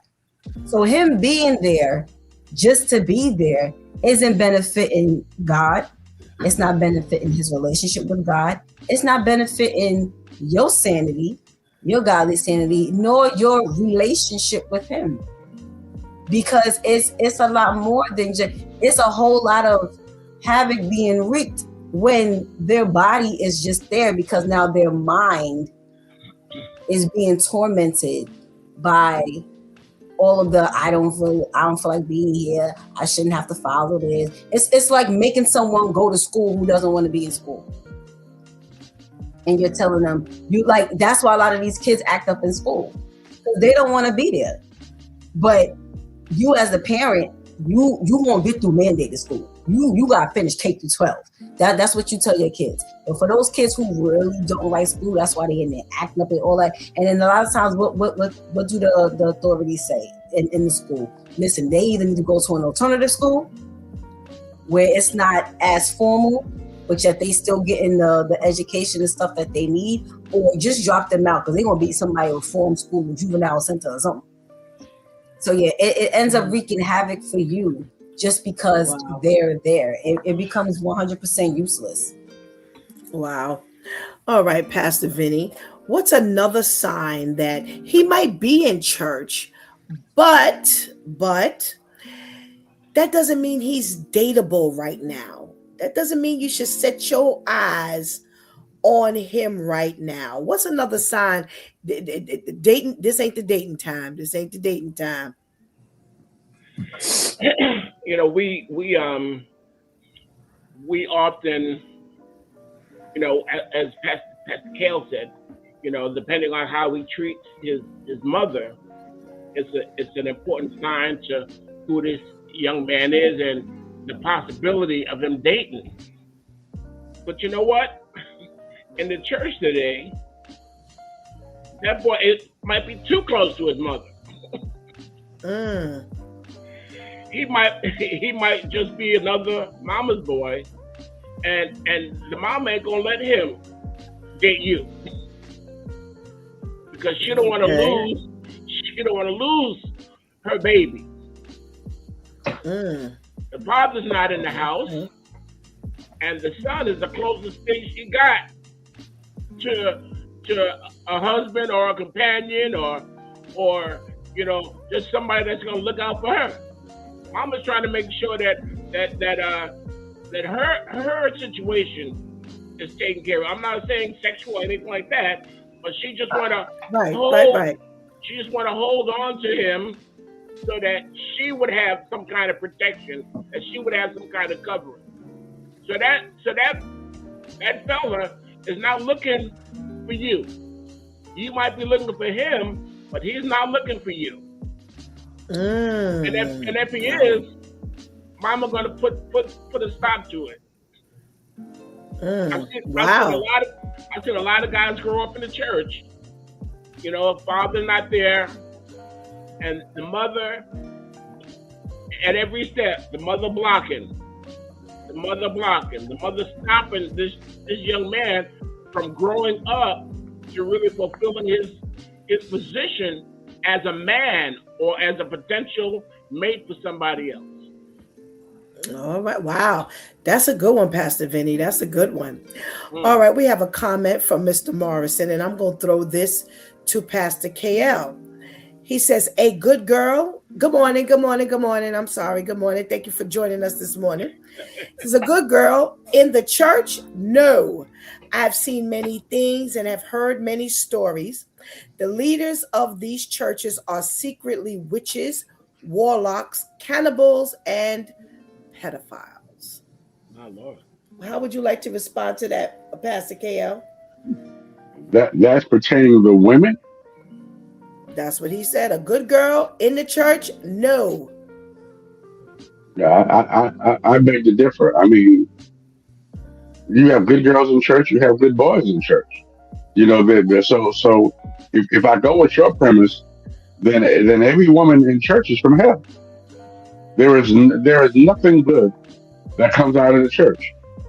You so can you dry bones live? No. According to you, we don't even need the call to the winds because we just dead dry bones. There is nothing good coming out of it. So I think that's a really a bad conversation. You know, but I would like to say this, you know, as far as another situation, I think women have to be careful because women set their eyes, you know, on who they want to be with, and I want to get married and all this stuff. And you can be a hindrance to someone's deliverance or someone's healing process. You know what I mean? They're coming to church. Listen, first of all, when men come to church, they come to church out of desperation. They come to the church out of the last choice. Because men don't want to come to church. If it's not for the women, it's because I've got my back up against the wall and I've tried everything else. And now people keep telling me God. So at the last choice of my life, I'm coming to church. And the last thing I need is this female in my face trying to date or trying to see if we can be together because that's a distraction to my healing or my deliverance. I like that. I like that. All right, Shantice. Since you are a female, I'd like for you to respond to a good girl in the church. No. I've seen many things and have heard many stories. The leaders of these churches are secretly witches, warlocks, cannibals, and pedophiles. Well, whether the leaders fit those titles or not, there are some good girls in the church. There's some girls who go to church horrible and end up being good. There's some who go in good, and because they end up clicking with the wrong set, or unfortunately if they send under the wrong leadership or whatever, it then kind of shifts somewhat. But I agree with Pastor KL to say that there are no good girls in the church. That's saying that God is an exchange agent. So then what's the point in going to church? God can tell me half the time I feel like it's safer in the club. When you compare it to a lot of these churches out here. So if there are no good girls in the church, then what's the point in me going to church? Because I've never been the type to just do things just to do it. I did it because I wanted to do it. I can tell you why I wanted to do it. I may not want you to know my why, but I have a why. So if I'm being told that going to church is supposed to help me out and make me a better person, but yet ain't nobody good coming up out of it, then I might as well stay in the streets. I might as well stay at the club. I might as well stay dealing with this one and doing this thing and whatever I feel like I got to do in order to benefit me. Then what's the point? What was that's a shot at God, to say that God is not who he is, that God cannot better someone, that when you really allow God to do what he does, he's not going to make you see some things. And then when you think about it, that's why people don't like being in the church. Because as sick as it is, this is what people say and this is what people feel. I go to church to get better. God starts making me better. Now I'm running from the better. Because if I went to church and was allowed to stay the way that I am, I'd stay. Because everybody's jacked up in their own way. Your jacked up may not be my jacked up, but everybody's jacked up. So if I was able to go to church and still be able to stay the same and not be challenged, then what am I running from? People are running from the change to be better, because becoming better is challenging. Becoming better takes you out your comfort zone. So I'm telling people, that's why I keep telling certain people, stop telling me you want better. Shut up. No, you don't. Because when you get positioned to be better, you're running. So then you really don't want to be better. So we have to realize when we saying stuff like that, we're not taking a shot at people. We're taking a shot at God. Absolutely. Yes, Pastor Vinny. You know, I'm thankful that I came to church as a child. It's a big difference when you grow up in the church and when you're a grown person and you're at your, as everybody's saying, at your wit's end. You're trying to find an answer for life. Right. You're trying to find a solution for life. And it's then when you tend to paint everybody with the same broad brush. Right. Everybody is, that's an easy way to get out of it, to get out of your commitment, to get out of you probably doing what you need to do to become whole. Okay, I like that. A big that makes a difference, Pastor Vinny.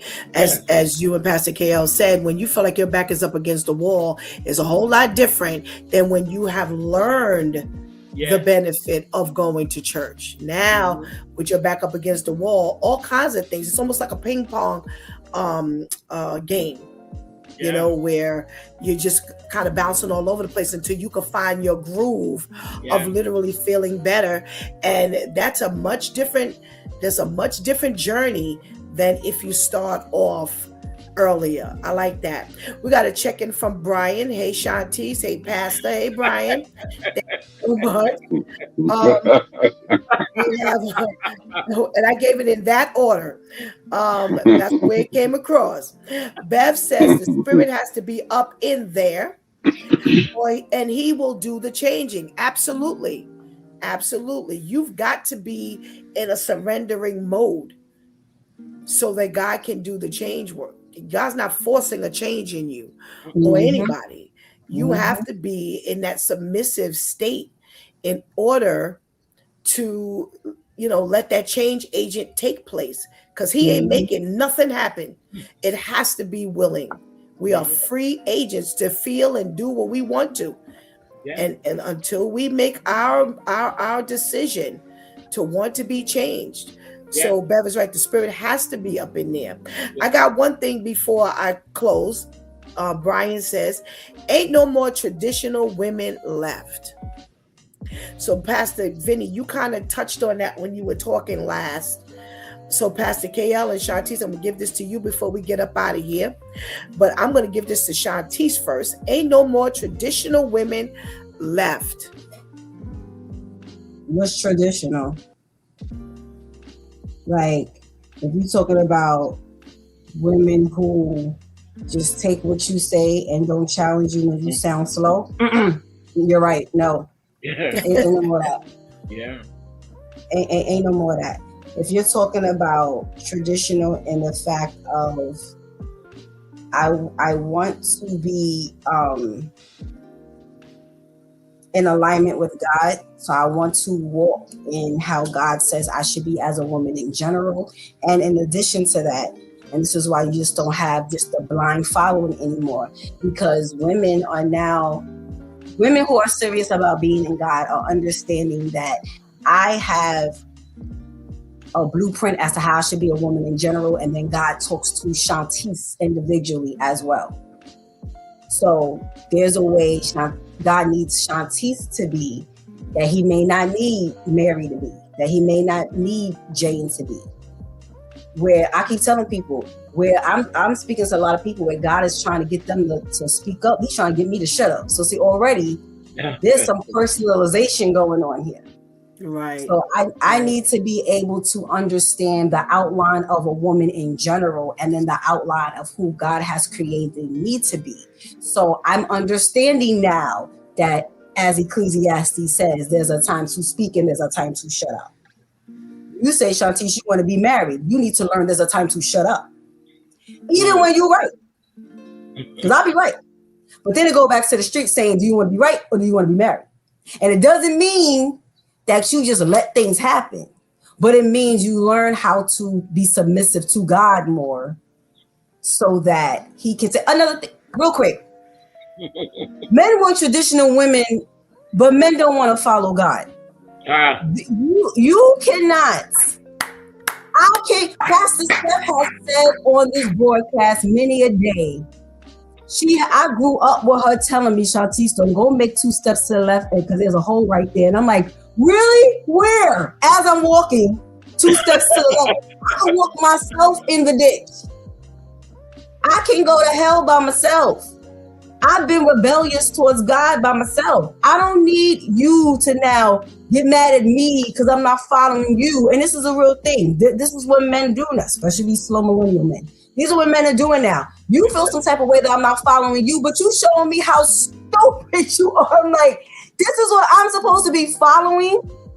I'm supposed to be following misery. I'm supposed to be following not knowing my left foot from my right. I'm supposed to be following trying to figure everything out on my own, because now it's gotten to the point where Pastor KL said men go to church out of desperation. Even when God is showing these men their back is up against the wall and they still like, I can do it. I can do it. And it's like, do the brain cells need to be dripping in your eye from your head for you to understand that you ain't got this? And this is what you want women to be submissive to. So no, there is no more of that. Because God is allowing us to just be a little smarter than what we were and understand that we can't follow how slow we were. And now we're going to willingly couple ourselves. No. So we need to get back to understanding who God says we are, so that we can be traditional in that sense, but not traditional in the sense where I'm just blindly following you, because y'all not following Christ. So no, you're not going to get that anymore. All righty. Pastor KL, Brian says, ain't no more traditional women left. Okay, yes, that part, how a woman looks through God's eyes. What happened to the Claire Huxtable type of woman? Claire had Heath. Claire had Heath. Where's Heath? Heathcliff. Right. Where's Heathcliff? That's what Claire did. I think the problem is, and my niece over there is very passionate about her answer. But I think the problem is not so much that the women were following the men aimlessly. The women knew God. The women were the one that prayed for the family. The women upheld the family. You might have thought you were the head of the house, but the woman was the head of the house. And the woman really never said anything because she prayed about it. She had God on her side. So she wasn't being stupid and just following. She just knew that, listen, God is the only one that's going to deliver us from this thing. He's the only one that's going to get us out of this thing. Women are not praying anymore. Women are just saying, I'm not doing it. This is just not what we're going to do, or what we're not going to do. They didn't do that back then. They said, listen, God, you can do anything but fail. And I trust you in spite of what this idiot is doing. And if you put us together, because, if we put together by God, then I got to believe that you know what you're doing. Right. One thing I want to leave us with, yes, the man, we can't rush this thing if he's not ready. But if you look at Elijah and then Elisha, and when you break down Elisha's name, I feel like what's my son's name now? AJ. Even late, I shall have an anointing. Even late, I shall have an anointing. Sometimes the men are just late. They haven't gotten it yet. So that's the other reason why you can't rush him. Because he has to get what God has for him, not what you have for him. Because if you rush him, you take him off the prize of God. So sometimes you just have to sit and wait. Them that wait upon the Lord. Sometimes you just have to be in a place called waiting. And the place called waiting is the place that which you ask for and then which you receive. And that's the place where people don't want to be. They don't want to be in the place called waiting because sometimes it's uncomfortable. Sometimes you're by yourself. But that's what the place called waiting is the place from when you ask God for it and the place from when you receive it. Just because you ask don't mean you're going to get it right now. Amen. Men are waiting for the rapture.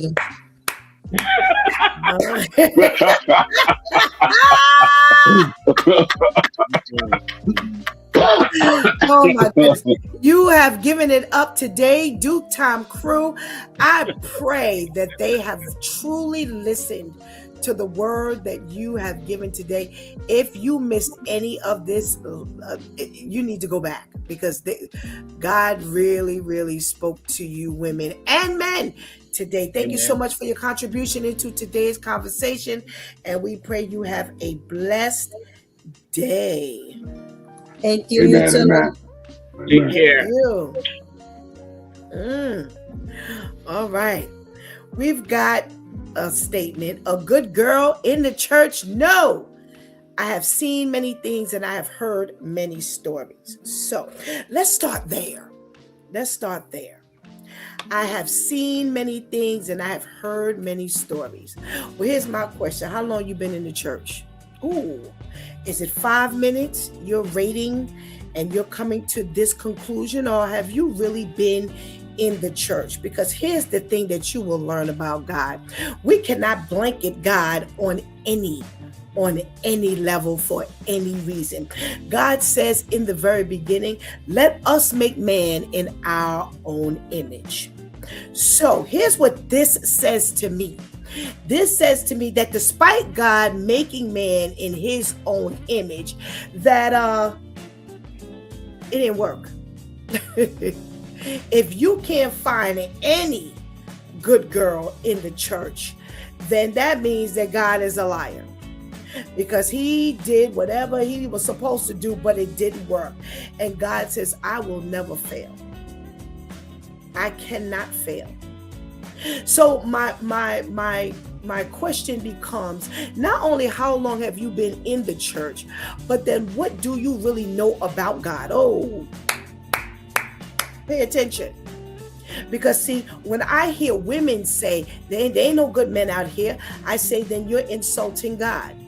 Because what you're trying to say is, or what you are saying in other words, because I always tell people there's two ways of saying everything, or more than one way to say everything. When you say there's no good women, there's no good men, then what you're saying is God made what? What? He's incapable of making anything good. Second, what is your definition of good?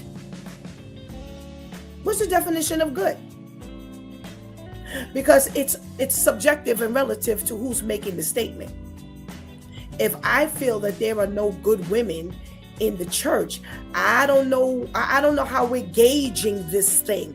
What are you seeing or hearing, or what have you been told about that indicates that there are no good women in the church? I'm not just targeting in the church, because what you're saying is there's no good women anywhere. Because I'm sorry, if you're comparing this to what's on the outside, there are more good that are in than there are out. I'm sorry. That's what I have seen, and that is the story that I have been told. So who's telling the story? Who's the recipient of the story? How are you relaying the story? Oh, we got a whole lot of things, a whole lot of factors that we got to think about. Now, let's get to Brian, who says, what happened to the Claire Huxtable type of women? You know, I'm talking about the part of women that they look good through God's eyes, pretty much is what he's saying.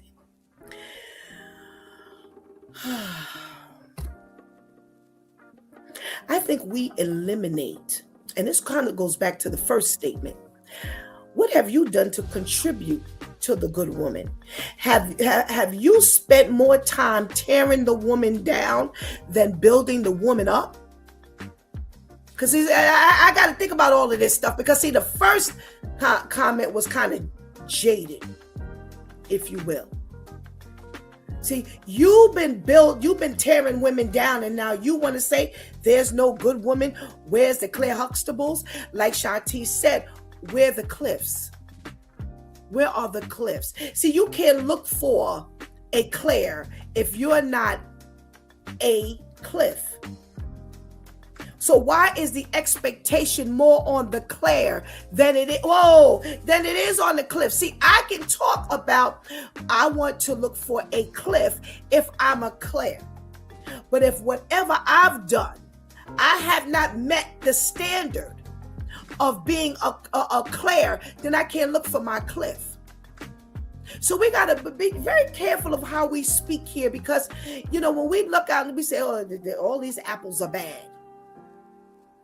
and you didn't keep the apples well, or you didn't maintain the apples well, or you kept them in a manner that they would not stay good, the preservation wasn't handled properly, then everything begins to look askewed, but you don't ever think about what you have done to help to make it the way it is. We have to be very careful of how we look across the table. Are we looking in the mirror first? Are we tearing down the men and now we're looking up? So in other words, are you, because I think Pastor Kale kind of touched on it, you know, are you the type that won't submit to a man in any shape, form, or fashion because all your experience has been men who have done you wrong, men who have cheated on you, and men have disappointed you, and men have lied to you, and things like that, and that's how you're gauging the way you submit to a man?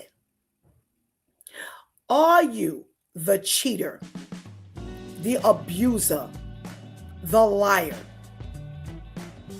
but yet you want the Claire, but yet there are no good girls in church? See, when we didn't beat something down so low, it's going to take a little bit of time to get built back up. That don't happen overnight. It does not happen overnight.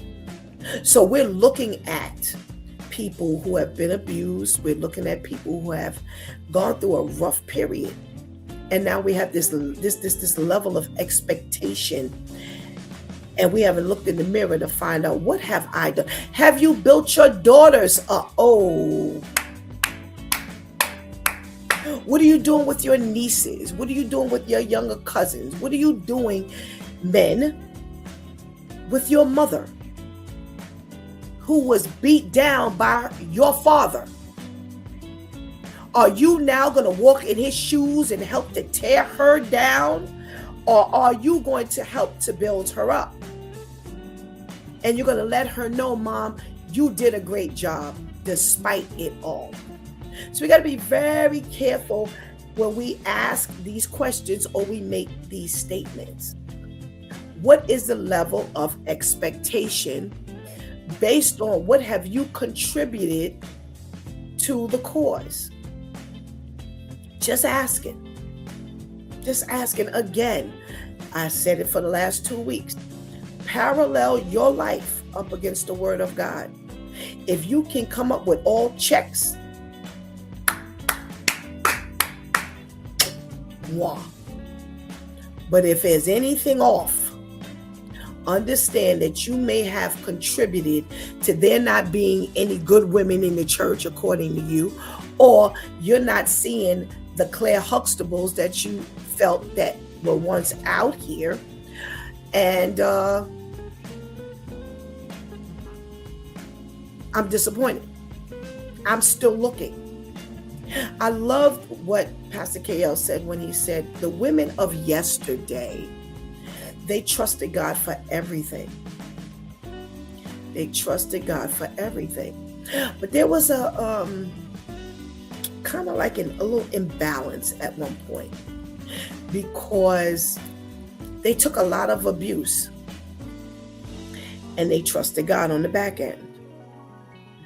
These days and times, women are not taking the abuse. And we have to find a way to trust God. So some women back then, they should have left, but they stayed. Did it work out for them? Sometimes it did, sometimes they didn't.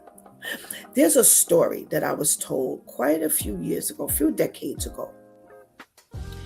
And there was a woman, a young woman who was getting married or dating. She was dating and she complained to her mother that, I want a husband like yours. I'm looking at, your husband and, I'm seeing how great he is. And, why can't, Bob be like him? And finally, Mom got tired and said, let me help you understand something. You see the Bob, the James you see, the Mike you see, the Matthew you see, that wasn't the Matthew where I got started. That's not the original Matthew. That Matthew was something else. And I took it for a long time. The womanizing, the deceit, the lies, the mistreatment. And finally, one day I said to him, listen, you asked me to marry you.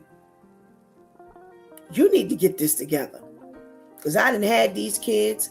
I done went along with your plan. And now, this is what you offer me. You stand out not all night, but sometimes 2-3 days at a time. I'm not dealing with this anymore.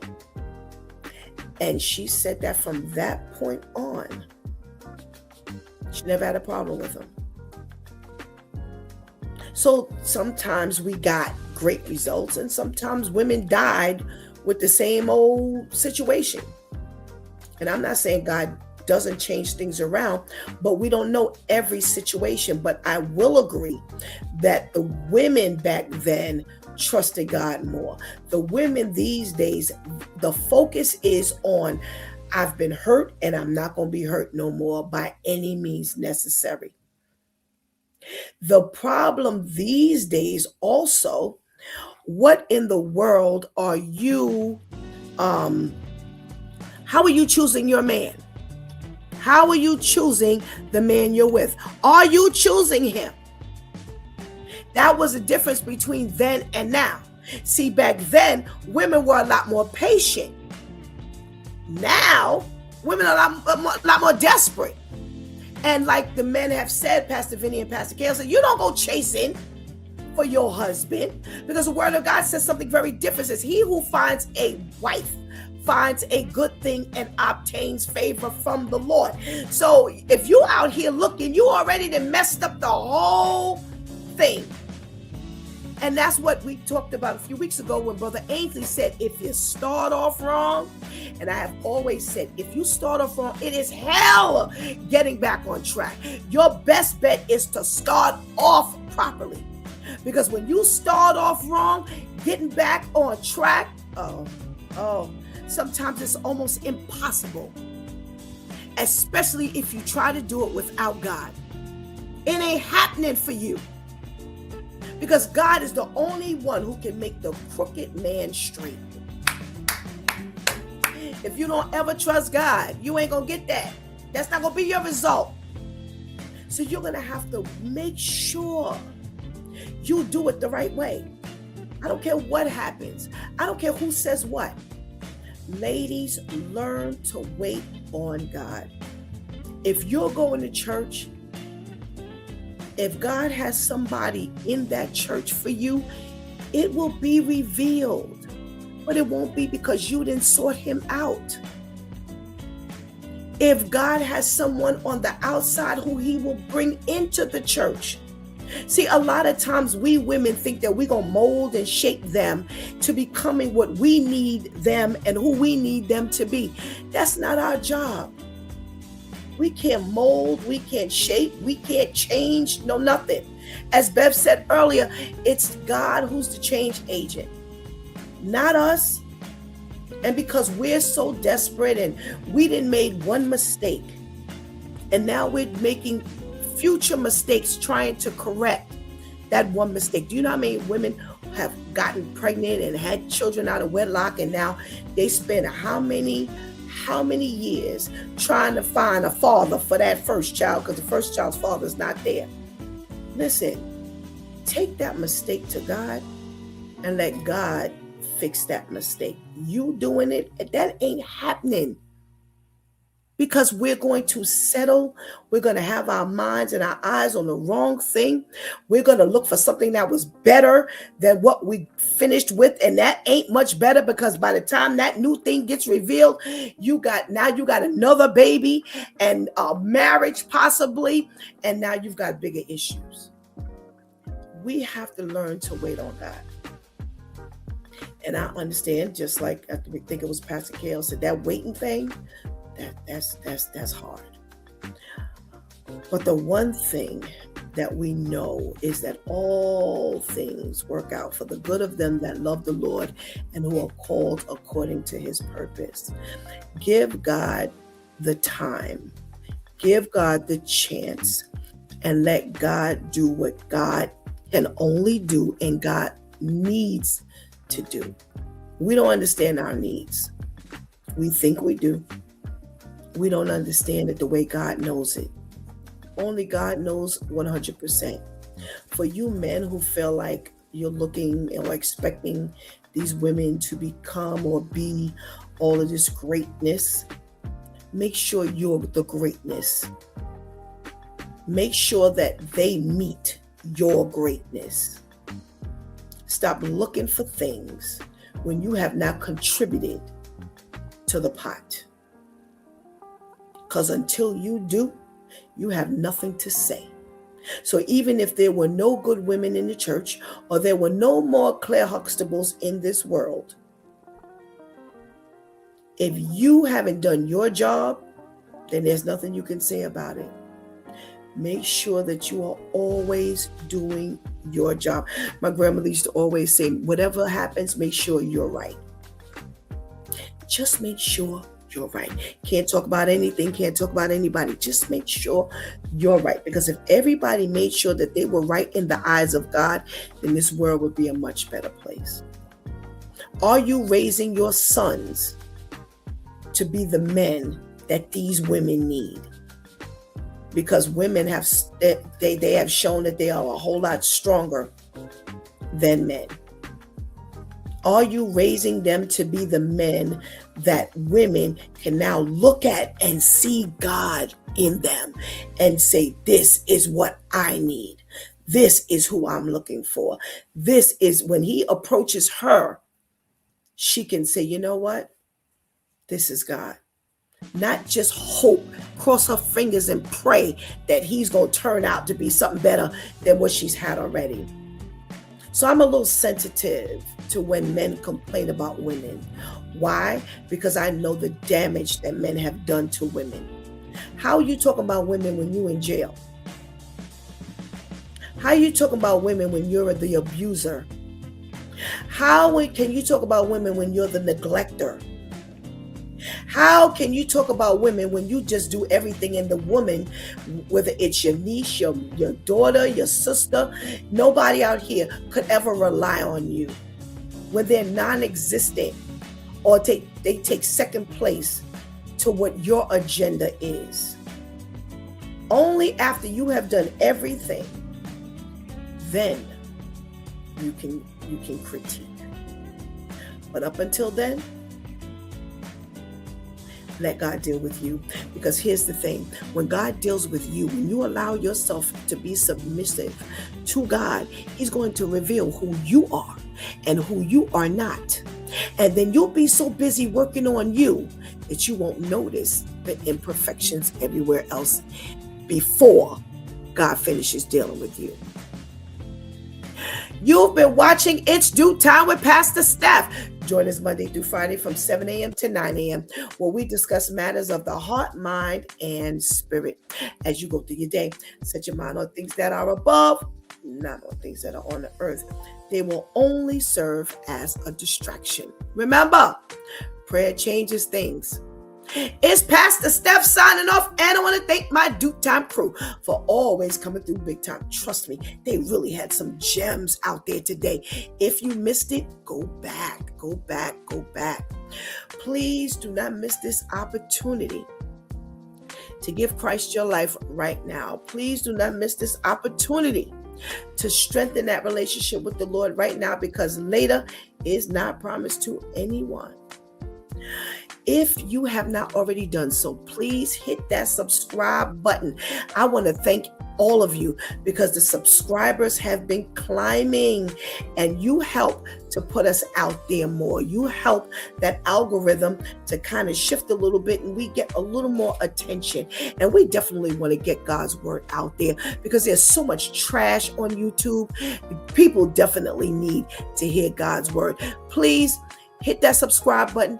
Hit that notification bell, share, comment, and help us get God's word out. If you cannot watch, but you can listen, we are definitely out there. We are on Spreaker.com, Spotify, iHeartRadio, Amazon, Audible.com, Apple iTunes, Apple Podcasts. We are not only in the United States, but we are getting a lot of listen from other countries that don't even speak English. So shame on you if you're in the United States and you're not telling other people, because clearly they are. So please make sure you help us to push. We can't thank you enough for your love. We can't thank you enough for your support. Make sure you tell somebody, and make sure you check us out tomorrow morning with Vivian and her socially conscious segment, and it will be Wow Wednesday, God spares. Until then, I love you.